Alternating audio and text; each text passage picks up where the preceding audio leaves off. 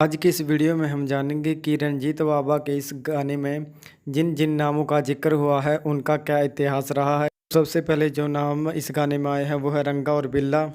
रंगा और बिल्ला की घटना सन 1978 न्यू दिल्ली की है, जब संजय और गीता 26 अगस्त की शाम को, जो कि एक नेवी ऑफिसर के बच्चे थे जो कि दिल्ली में रहते थे। एक दिन वह अपने किसी काम के लिए रेडियो स्टेशन जा रहे थे, तो वह रास्ते में बस के लिए इंतज़ार कर रहे थे। तो वहाँ पर रंगा और बिल्ला ने संजय और गीता को अकेले पाकर उन्हें लिफ्ट देने के बहाने किडनैप कर लिया।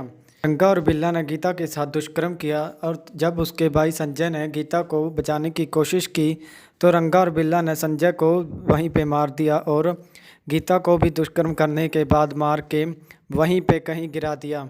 जब शाम को संजय और गीता के माता पिता को अपने बच्चों की चिंता होने लगी तो वह उन्हें ढूंढने के लिए बाहर निकल पड़े।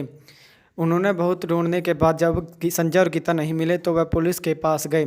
तो अगले दिन पुलिस ने संजय और गीता के माता पिता को सूचना दी कि उनसे घर के बिल्कुल 4 किलोमीटर दूर रिंग रोड पर 2 बच्चों की लाश मिली है। तो धीरे धीरे यह न्यूज़ पूरे इलाके में फैल गई, जिससे लोगों में थोड़ा खौफ का माहौल बन गया और लोगों ने आंदोलन करने शुरू कर दिए।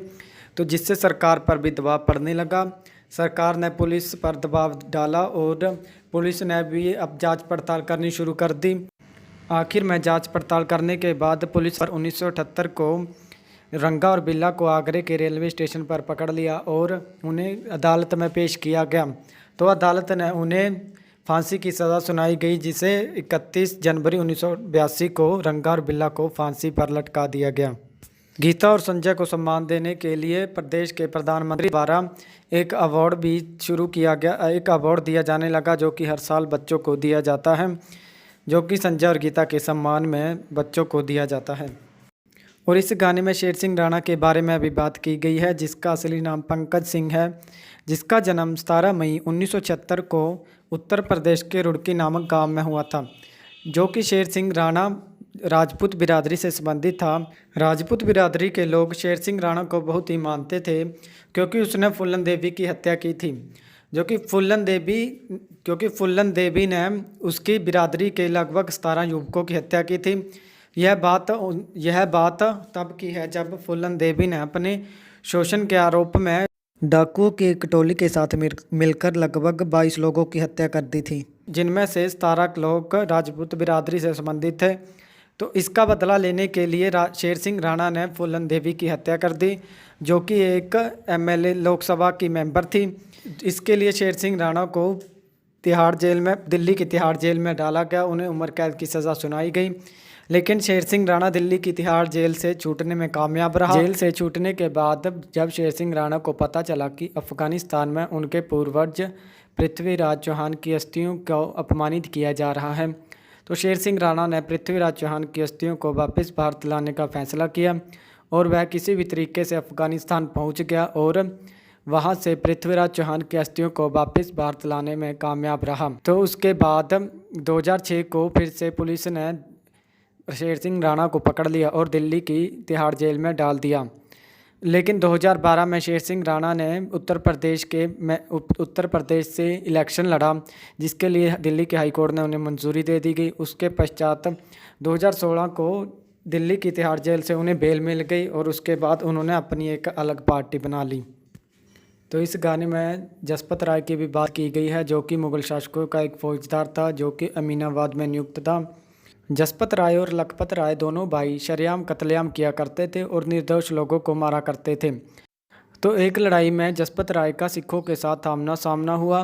तो जसपत राय अपने हाथी पर सवार था, तो सिखों के एक युवक योद्धा ने, जिसका नाम निबाहू सिंह था, अपनी तलवार के वार से जसपत राय के सर को धड़ से अलग कर दिया। तो यह सब देखकर जसपत राय के सिपाही डर के मारे वहाँ से भाग गए।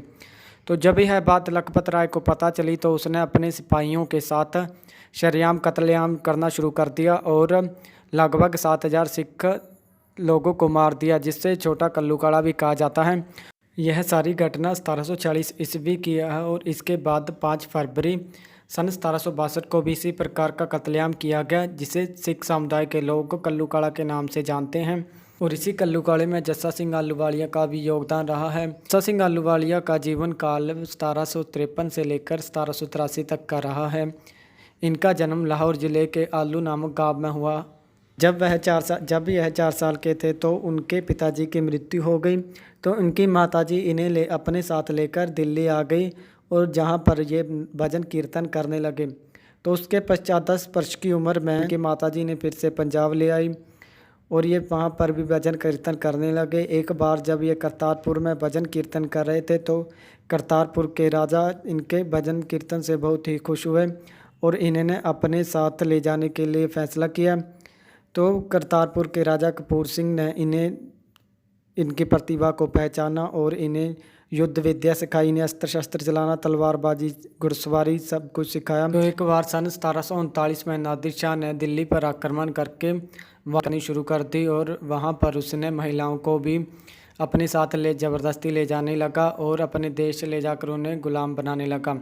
तो इस पर जस्सा सिंह आहलूवालिया ने नादिर शाह से युद्ध किया और सभी लूटपाट किए हुए सामान को वापस छुड़वाया और सभी महिलाओं की रक्षा की और उन्हें अपने वापस घर भेजा। जस्सा सिंह आहलूवालिया जी का शरीर इतना बड़ा था कि उन्हें युद्ध करते हुए 20 सिपाहियों में से बड़ी आसानी से स्पष्ट देखा जा सकता था।